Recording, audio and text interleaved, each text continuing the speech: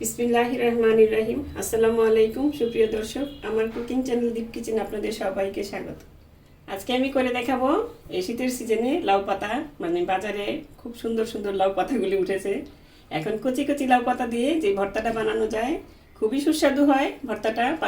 মানে বানিয়ে খেলে আপনারা বুঝতে পারবেন। সেটা রেসিপি নিয়ে আজকে আপনাদের সামনে হাজির হয়েছি। চলুন তাহলে কথা না বাড়িয়ে রেসিপিটা শুরু করা যাক। লাউ পাতার ভর্তাটা বানানোর জন্য আমি এরকম কচি লাউ পাতা নিয়ে নিয়েছি। এই দেখুন, এখন লাউ পাতাটাকে একটু এই যে আঁশ থাকে, এই দেখুন কতগুলো আঁশ বেরিয়েছে। এই যে এই আঁশগুলো এইভাবে দুই পেট দিয়েই দুই দিক থেকেই ফেলে দিতে হবে। এই যে মানে পিছন দিকে কমই থাকে কিন্তু বেশি ভিতরের দিকে থাকে। এইভাবে আমি লাউ পাতা কিন্তু ভালো মতন ধুয়ে নিয়েছি।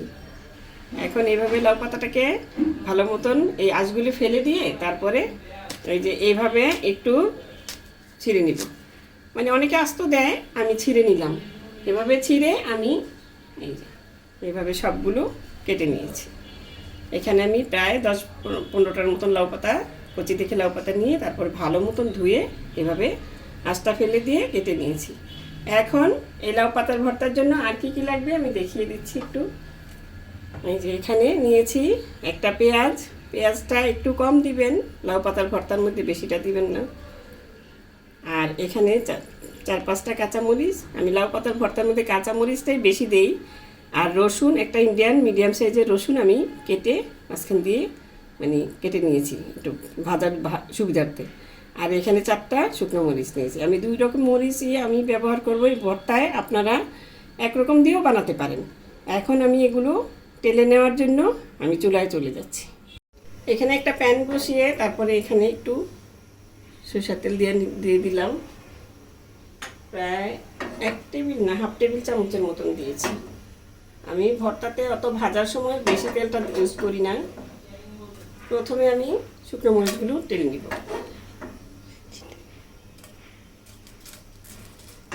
এইভাবে একটু প্যানটা গরম হলে শুকনো মরিচটা টেলে নিতে সুবিধা হয়। এইভাবে টেলে নিব। এই দেখুন মরিচটা আমি ভেজে নিয়েছি, ভেজে উঠিয়ে নিয়েছি। এখন আমি বাকি জিনিসগুলো ভেজে নিব। ওই তেলের ভিতরে আমি রসুনগুলো দিয়ে দিয়েছি।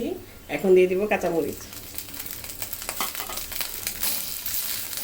আমি কাঁচামরিচের মাথা একটু ভেঙে দিয়েছি যাতে না ফুটে। এখন চুলা আঁচটা একদম হালকা দিয়ে রসুনগুলো নরম করে ভেজে নিব।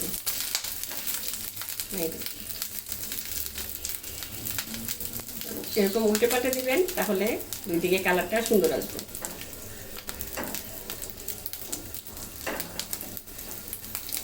মরিচ কিন্তু তারপরেও ছিটে আসতে পারে, একটু দূরে সরিয়ে থাকবেন, তাহলে আর ছিটে আসবে না। এভাবে এখন এগুলো ভেজে নিব। তারপর নামানোর একটু আগে দিয়ে আমি পেঁয়াজটা দিয়ে দেবো। এখানে চুলার আঁচটা একটু একদম অল্প রাখবেন, তাহলে আর কালারটা বেশি পুড়ে যাবে না। পুড়ে গেলে কিন্তু রসুনের গন্ধটা খারাপ হয়ে যায়। আর নয়তো রসুনটা যদি আপনি ভালো মতন ভেজে নিতে পারেন, তাহলে রসুনের ঘ্রাণটা কিন্তু খুব সুন্দর আসে। এই জন্য আমি রসুনটা একটু বেশি দিই এই ভর্তার মধ্যে। আমার কাছে ভালো লাগে, আপনাদের কাছে ভালো লাগলে আপনারা বেশি দিবেন, নয়তো যতটুকু দরকার ততটুকুই দিবেন। এই মরিচটাও এভাবে উল্টে পাল্টে ভেজে নিতে হবে। ভেজে নিলে হয় কি, আপনার ভর্তাটা আপনি মানে কয়েকদিন রেখে খেতে পারবেন। আর যদি কাঁচা জিনিস দিয়ে বানানো হয় ভর্তাটা, পেঁয়াজ রসুন কাঁচা দিয়ে, তাহলে কিন্তু আপনার আবার ভর্তাটা বেশি দিন থাকে না, নষ্ট হয়ে যায়। আর এই ভর্তাটা বেশি দিন থাকার তো লাগেও না, এটা বানানোর সাথে সাথেই শেষ হয়ে যায়। এত মজা হয় ভর্তাটা। পার্সোনালি আমার কাছে তো অনেক ভালো লাগে।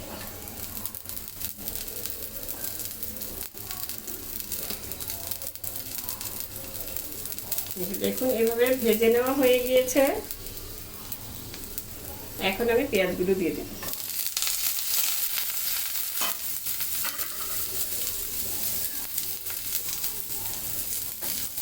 পেঁয়াজগুলো দিয়ে ভালো মতন একটু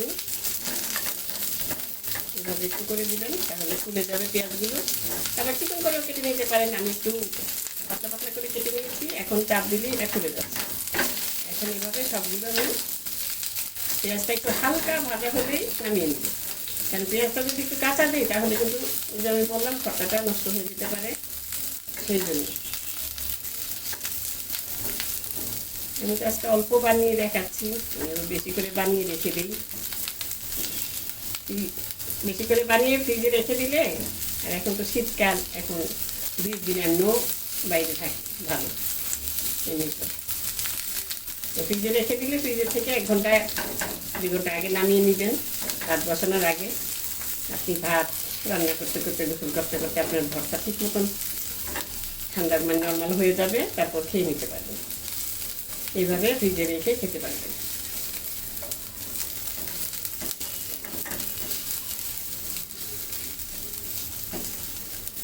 এই দেখুন ভাজা হয়ে গিয়েছে। পেঁয়াজটা জাস্ট একটু হালকা মানে কি বলে সফট করে নিব, তাহলেই হয়ে যাবে।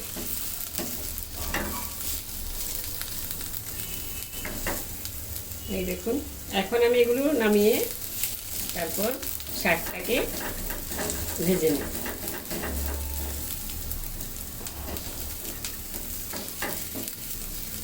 চুলাটা অফ করে দিচ্ছি, কিছুক্ষণ একটু আর একটু কিছুক্ষণ 1 মিনিট রেখে তারপর নামিয়ে নিচ্ছি।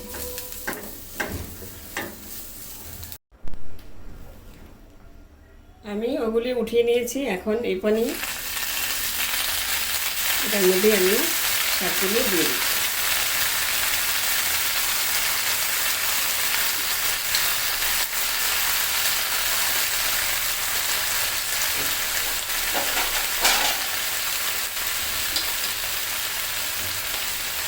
দিয়ে এটা ঢেকে দিলাম,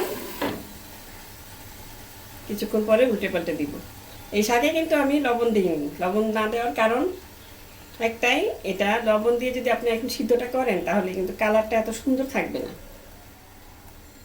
এই জন্য লবণটা দিইনি। ভর্তার যখন আমি বানাবো তখন আমি ভর্তার সাথেই দিয়ে দেব।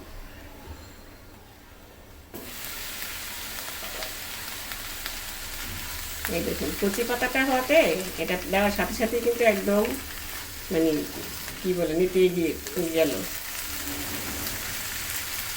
এই ভর্তাটা বানাতে হলে আপনার কচি পাতাটা নিলেই ভালো হয়।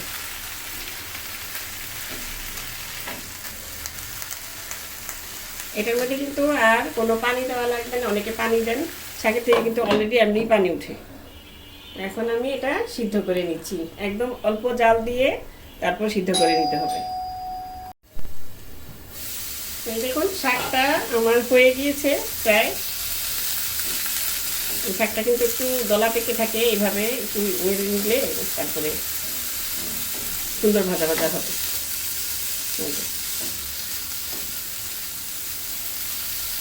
এখন আমি এখানে দিয়ে দিব কিছু ধনিয়া পাতা। এই যে ধনিয়া পাতাটা আমার ঘরে অল্প ছিল, সেজন্য অল্পই দিলাম। আর এমনিতেও শাকের একটা ফ্লেভার, ওই ফ্লেভারটাই বেশি ভালো লাগে আমার কাছে, সেই জন্য আমি এই ভর্তাতে ধনিয়া পাতাটা অনেক সময় দিই না, মাঝে মধ্যে আবার দিই।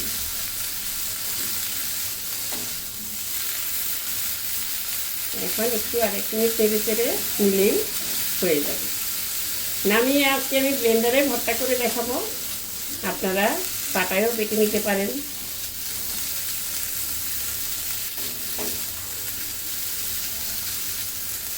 এখন মানুষের সময় মানে হাতে সময় কম থাকে, সেই জন্য ব্লেন্ডারটাই সবাই ব্যবহার করেন। আগে তো সব কিছু ভর্তা টর্তা সব বাটা বুটা সব পাটাতেই করতো মানুষ।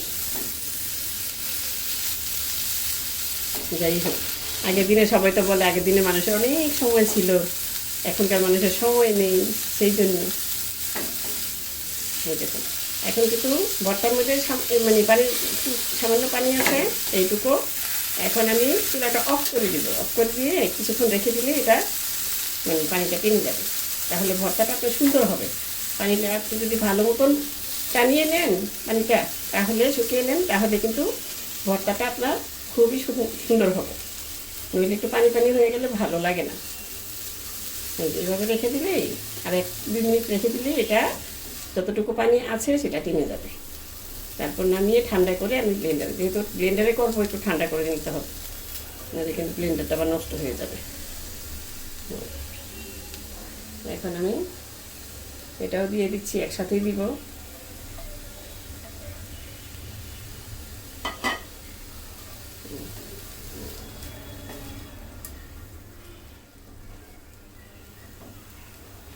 আর 1 মিনিট রেখে তারপরে এটা নামিয়ে নিচ্ছি, নামিয়ে ঠান্ডা করে ভর্তা করে দেখাচ্ছি।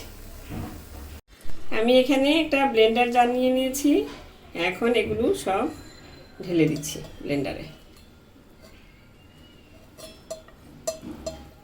এখন আমি এগুলো ব্লেন্ড করে নিচ্ছি। তার আগে আমি এখানে লবণ দিয়ে দিচ্ছি, কারণ লবণ কিন্তু আমি কিছুতেই দিইনি, সেটা স্বাদ মতো আপনি লবণ দিয়ে দিবেন।